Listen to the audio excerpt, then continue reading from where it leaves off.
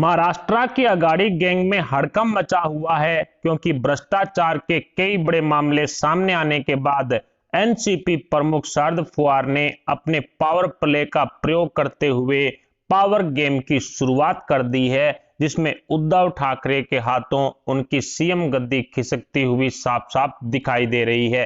अब अगाड़ी गैंग के नेता महाराष्ट्र छोड़ करके दिल्ली में डेरा डाले हुए हैं और अपने ऊपर लगे भ्रष्टाचार के आरोपों से बचने की कोशिश जारी है।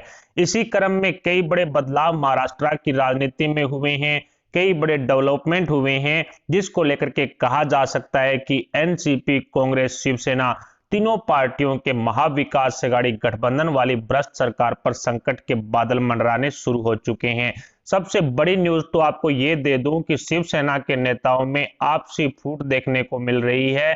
सूत्रों से मिली जानकारी के मुताबिक चंद्रकांत पाटिल ने शिवसेना के एक राज्यसभा सांसद से दिल्ली में मुलाकात की है। बताया जा रहा है कि उद्धव ठाकरे से नाराजगी के चलते शिवसेना के सांसद अब कहीं ना कहीं बीजेपी नेताओं से मुलाकात करने लगे हैं।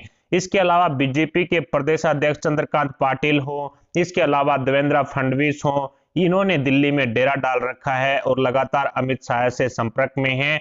बताया तो ये भी जा रहा है कि एनसीपी के अध्यक्ष प्रफुल्ल पटेल भी शरद पवार के साथ सारे कार्यक्रम रद्द करके दिल्ली में डेरा डाले हुए हैं, ताकि सचिन वाजे और परमबीर सिंह मिलकर के जो राज खोल रहे हैं उनको छुपाया जा सके। इस तरह की बात सामने आ रही है। कुल मिलाकर के कहा जा सकता है कि महाराष्ट्र की राजनीति में सचिन वाजे और परमबीर सिंह की जोड़ी ने हड़कंप मचा करके रख दिया है। सचिन वाजे और परमबीर सिंह दोनों मिलकर के अघाड़ी गैंग को लगातार बेनकाब कर रहे हैं। उद्धव सरकार की मुसीबतें इससे लगातार बढ़ती जा रही है और अनिल देशमुख को बचाने के लिए एनसीपी प्रमुख शरद पवार ने एड़ी चोटी का जोर लगा रखा है। उसी के चलते बताया जा रहा है कि गृह मंत्री अमित शाह से एनसीपी प्रमुख शरद पवार लगातार संपर्क में हैं और कहीं ना कहीं अमित शाह से मिलकर के महाराष्ट्र की राजनीति पर कोई ना कोई बड़ा गेम फेरबदल करने की कोशिश शरद पवार जरूर करेंगे। कहा जा सकता है कि महाराष्ट्र की राजनीति में हड़कंप मचा देने वाला, या कह सकते हैं कि महाराष्ट्र की राजनीति में एक बड़ा डेवलपमेंट है, वो पिछले 24 घंटे में देखने को मिला।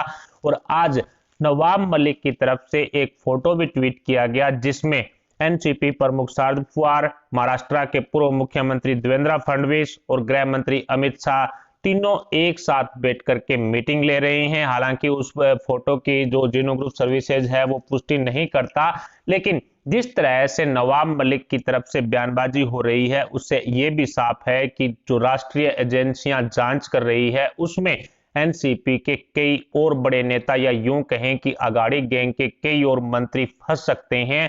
1400 करोड़ रुपए की संपत्ति है वो पवार परिवार की, जो कहीं ना कहीं जब्त कर ली गई है और उसमें कहीं ना कहीं अजीत पवार का हाथ होने की बात भी सामने आ रही है, जिससे महाराष्ट्र की राजनीति में हड़कंप मच गया है।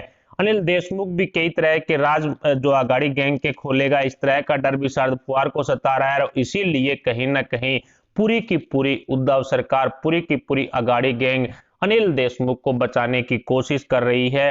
सचिन वाजे और परमबीर सिंह ने मिलकर के, इन दोनों की जोड़ी ने मिलकर के जो अघाड़ी गैंग के राज खोले हैं, उससे महाराष्ट्र की राजनीति में हड़कंप मच गया है। कुल मिलाकर कहा जा सकता है कि बीजेपी के बड़े नेता महाराष्ट्र के वो भी दिल्ली में डेरा डाले हुए हैं। एनसीपी के भी बड़े नेता, जो कहा जा सकता है कि शरद पवार हो, प्रफुल्ल पटेल हो, इन्होंने भी अपने सारे कार्यक्रम रद्द करके अमित शाह के यहाँ दिल्ली में डेरा डाला हुआ है। कुल मिलाकर के अब ये तो साफ हो चुका है कि महाराष्ट्र की राजनीति में एक बड़ा भूचाल आएगा। जिस तरह से एनसीपी ने अपनी जो साख गंवा दी है, इसके अलावा शिवसेना ने भी साख गंवा दी है, उससे शिवसेना और एनसीपी के नेता नाराज हैं। शिवसेना के राज्यसभा सांसद से जो कहीं ना कहीं बीजेपी के जो प्रदेश अध्यक्ष है चंद्रकांत पाटिल वो मुलाकात कर रहे हैं, ये कहीं ना कहीं शिवसेना नेताओं में आपसी फूट है वो दिखाई दे रही है। कुल मिलाकर के आने वाले समय में महाराष्ट्र की राजनीति में एक बड़ा फेरबदल देखने को मिलेगा और इस फेरबदल के तहत नारायण राणे ने जो कहा था कि मार्च 2022 तक भारतीय जनता पार्टी महाराष्ट्र में सरकार बनाएगी, उसमें कहीं ना कहीं सच्चाई नजर आने लगी है, क्योंकि शरद पवार अपनी पार्टी एनसीपी की जो खोई हुई साख है उसको बचाना चाहते हैं, अनिल देशमुख को बचाना चाहते हैं, अपने नेता और मंत्रियों को बचाना चाहते हैं। और इसी को लेकर के शरद पवार अपने पावर प्ले का प्रयोग करते हुए, पावर गेम खेलते हुए कहीं ना कहीं बीजेपी या फिर कह सकते हैं कि गृह मंत्री अमित शाह के साथ मिलकर के कोई बीच का रास्ता निकालने की तलाश है वो जारी है। ऐसे में शरद पवार ने महाराष्ट्र में अपने सभी के सभी राजनीतिक कार्यक्रम हो या अन्य जो कार्यक्रम हो उनको रद्द करके दिल्ली में डेरा डालना ठीक समझा। और इसी के चलते अब एनसीपी और बीजेपी महाराष्ट्र के जो नेता हैं उन्होंने दिल्ली में डेरा डाल करके उद्धव सरकार के खिलाफ मोर्चा खोल रखा है। शिवसेना के नेताओं में जो आपसी फूट देखने को मिली उससे भी कहीं ना कहीं महाराष्ट्र की राजनीति में हड़कंप मचा हुआ है। अब उद्धव ठाकरे के हाथों सीएम गद्दी खिसकती हुई नजर आ रही है। बताया जा रहा है कि उद्धव ठाकरे लंबे समय से हॉस्पिटलाइज्ड हैं और वो कहीं ना कहीं अजीत पवार को भी सीएम गद्दी पर बैठाना चाहते थे, अपने बेटे आदित्य ठाकरे को डिप्टी सीएम की गद्दी पर बैठाना चाहते थे, लेकिन 25,000 करोड़ रुपए जो सहकारी बैंक के घोटाले में आरोपी हैं अजीत पवार, उनको महाराष्ट्र की जनता कतई बर्दाश्त नहीं करेगी। इसके अलावा 1400 करोड़ रुपए की जो राष्ट्रीय एजेंसियों ने संपत्ति जब्त की है पवार परिवार की, उसमें भी अजीत पवार का नाम उछाला जा रहा है, जिसके चलते कहा जा सकता है कि पवार परिवार पर जो संकट के बादल मंडराने वाले हैं उससे बचने के लिए अब शरद पवार दिल्ली में बैठकर अमित शाह से मिलकर, बीजेपी नेताओं से मिलकर कोई ना कोई बीच का रास्ता तलाश रहे हैं। और ये बीच का रास्ता निश्चित तौर पर महाविकास अघाड़ी गठबंधन सरकार गिराकर ही दम लेगा, इसमें कोई शक नहीं है।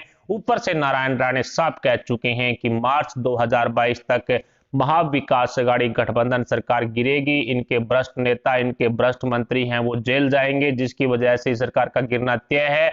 और बताया जा रहा है जिस तरह से बीजेपी नेता किरीट सोमैया ने एक लिस्ट जो ट्वीट की थी उसमें कई नेता जो अघाड़ी गठबंधन सरकार के हैं उनके ऊपर आरोप लगे हुए हैं, जिनके खिलाफ जांच जारी है। और उन लोगों को यदि जेल होती है तो फिर अघाड़ी गठबंधन सरकार का गिरना तय है।